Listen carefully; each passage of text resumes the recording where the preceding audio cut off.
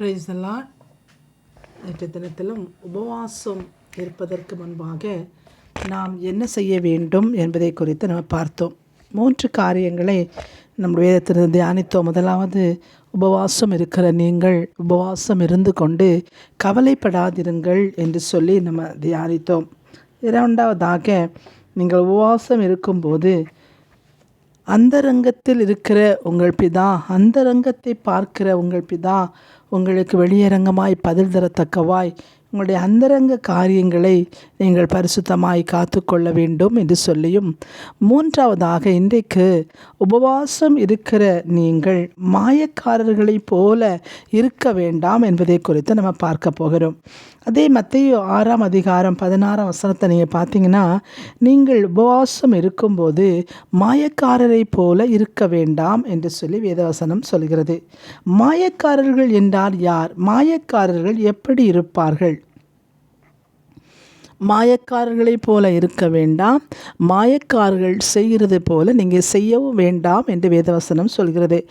மாயக்காரர்கள்னால் யார்? அவங்க என்ன பண்ணுவாங்க? அவங்களுடைய குணாதிசயம் என்ன என்று பார்த்தீங்கன்னா, மாயக்காரன் மத்தேயு 6:2 பார்த்தீங்கன்னா, தான் செய்தவைகளை அவன் அநேகருக்கு முன்பாக ஊதுவிக்கிறவனாய் இருப்பான் என்று சொல்லி நம்ம பார்க்கிறோம். அதாவது, ஏதாவது ஒரு காரியத்தை அவன் செய்துவிட்டால், இது நான் தான் செய்தேன் என்று சொல்லி தன்னை புகழும் வண்ணமாய் தாரை ஊதுவிக்கிற ஒரு குணநலம் உள்ளவன் அப்படின்னு சொல்லி நம்ம பார்க்க. அவன் தான் மாயக்காரன் என்று சொல்லி நம்ம வேதவசனம் சொல்கிறது. பார்த்திங்கன்னா, எப்போதும் தன்னை புகழ்ந்து கொண்டே இருக்க வேண்டும். மற்றவர்கள் தம்மை புகழ்ச்சியாகவே பேச வேண்டும்.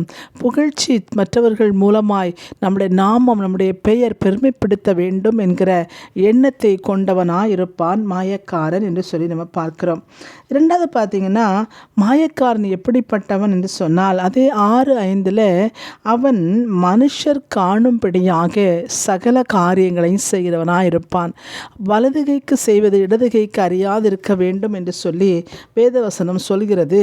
ஆனால் மாயக்காரர்கள் எப்படி இருப்பார்கள்னா, ஒரு காரியத்தை அவர்கள் செய்துவிட்டார்கள் என்று சொன்னால், அவங்க யாரிடத்திலெல்லாம் அதை பெருமையாய் சொல்ல வேண்டுமோ, யாரிடத்திலெல்லாம் அதை சொல்லி பெருமை பாராட்ட வேண்டுமோ, அப்படிப்பட்ட எல்லாரிடத்திலும் சொல்லுகிற ஒரு கிரியை உள்ளவர்களாய் அவர்கள் காணப்படுவார்கள் என்று சொல்லி நம்ம பார்க்கிறோம். அவங்க தான் மாயக்காரர்கள், பெருமை பிடித்தவர்கள்.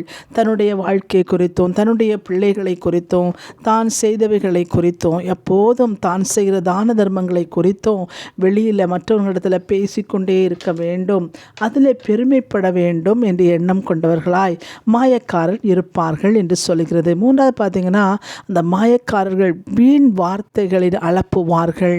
அதாவது ஜெபிக்கும் போது, மற்ற நேரங்களில் தேவ சமூகத்திலே அமர்ந்திருக்கும் போது வீணான வார்த்தைகளினாலே அவங்க தன்னுடைய வாயிலிருந்து புறப்படுகிற வார்த்தைகளை பேசிக்கொண்டே இருப்பார்கள். வீண் புகழ்ச்சிக்கு தங்களுடைய வாழ்க்கையை ஒப்பு கொடுப்பார்கள். மனுஷர்கள் பார்க்கும்போது, ஜெபிக்கும்போது அவங்க ரொம்ப பக்தி உள்ளவங்க போல நமக்கு தெரியும். ஆனால் வாயிலிருந்து புறப்படுகிற வார்த்தைகள் நீங்கள் கவனித்தீங்கன்னா, தன்னை புகழும்படியான வார்த்தைகளினாலே தேவனிடத்தில் கூட அவங்க ஜெபிக்கிறத நம்ம பார்க்கிறோம். தேவாலயத்தில் கடந்து போன பரிசேயன் ஆயக்காரனை பற்றி நம்ம பார்க்கிறோம் அல்லவா?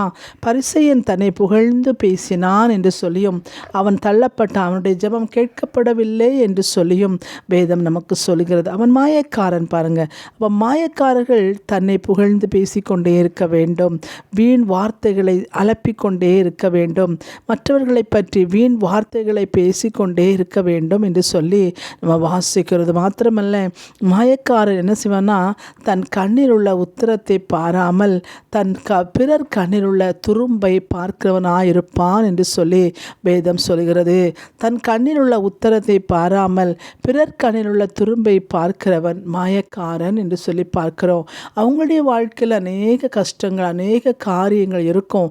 ஆனால் அதை விட்டுட்டு பார்த்திங்கன்னா, அவங்க மற்றவர் கண்ணில் இருக்கிற துரும்பை, இந்த குற்றத்தை, அந்த குற்றத்தை, பிறருடைய குற்றத்தை, குடும்பங்களிலே, சபைகளிலே நம்ம நண்பர்கள் மத்தியிலே பிறருடைய குற்றத்தையே சொல்லி கொண்டிருக்கிறவர்களாய் காணப்படுகிறவர்கள் தான் இந்த மாயக்காரர்கள் என்று சொல்லி பார்க்கிறோம். அது மாத்திரமல்ல, தன்னுடைய வார்த்தையை உபதேசமாய் போதிக்கிறவர்கள், அது மாத்திரமல்ல தனக்கு தெரிந்தவர்களையே மக்களுக்கு போதித்து தனக்கு தெரிந்தவர்களையே மக்களிடத்தில் சொல்லி இதுதான் சத்தியம், இதுதான் உண்மை என்று சொல்லி தனக்கு தெரிந்தவர்களையே போதிக்கிற ஒரு காரியம் கொண்டவர்களாய் பரலோக ராஜ்யத்தை பூட்டி போடுகிறவர்களாய், இந்த பூமியிலே நமக்கு எல்லாம் கிடைத்து விட்டது, பரலோகத்துக்கு நீ போக வேண்டியதில்லை, இந்த பூமி தான் உனக்கு பரலோகம் அப்படின்னு சொல்கிற தவறான கொள்கைகளை தவறான போதனைகளை சொல்லி கொடுக்கிற அப்படிப்பட்டவர்கள் மாயக்காரர்கள் என்று சொல்லியும் வேதவசனம் சொல்கிறது பாருங்க.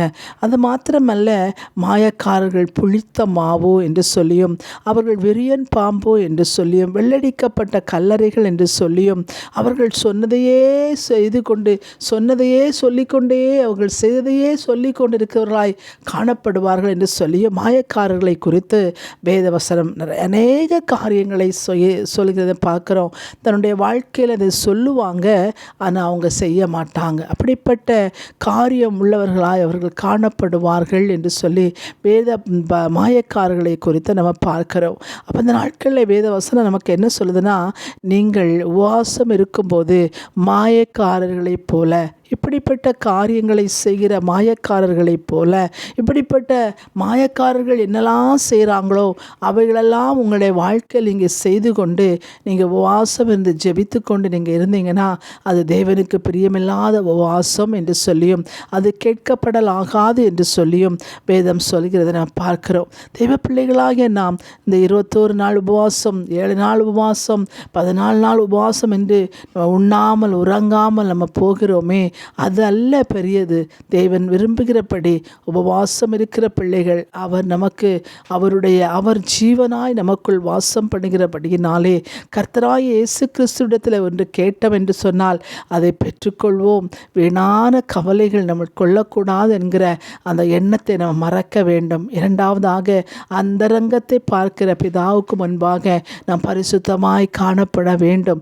மூன்றாவதாக, மாயக்காரர்களைப் போல தங்களுடைய பெருமைகளை அழைப்பித்திருக்கிற, தாம் செய்த சிறு சிறு காரியங்களை அழைப்பித்திருக்கிற, தன்னுடைய உத்தரத்தை பாராத பிறருடைய கண்ணிலுள்ள துரும்பை பார்த்து தருகிற, குற்றம் சுட்டப்படும்படியாய் குற்றம் செய்யும்படியாய் பிறரை பரிகாசம் பண்ணும்படியான காரியங்களை செய்து கொண்டு அலைகிற மாயக்காரர்களைப் போல இராதபடிக்கு தேவ ஆவியானவரை சார்ந்து கொண்டு தேவ வசனத்தை சார்ந்து கொண்டு வாழ வேண்டும்.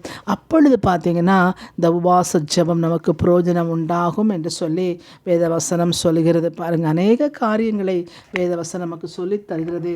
அந்த 3 காரியத்தை ஆகிலும் நாம் இந்த உபவாச நாட்களிலே செய்யாதபடி தேவனுக்கு பிரியமாய் நடந்து தேவ அன்பில் நிலைத்திருக்க கர்த்தர் நம்மளை ஆசீர்வதித்து நம்முடைய வாழ்க்கையில் பெரிய காரியங்களை செய்வார். நம்ம எதற்காக தேவ சமூகத்தில் காத்திருக்கிறோமோ, எதற்காக உபவாசம் இருக்கிறோமோ, எதற்காக நம்ம கடந்து போகிறோமோ அவைகளெல்லாம் தேவன் நம்முடைய வாழ்க்கையில் செய்து முடிக்க வல்லமையுள்ளவராய் இருப்பார் என்று சொல்லி இயேசுவின் நாமத்தினாலே உங்களை ஆசீர்வதிக்கிறேன்.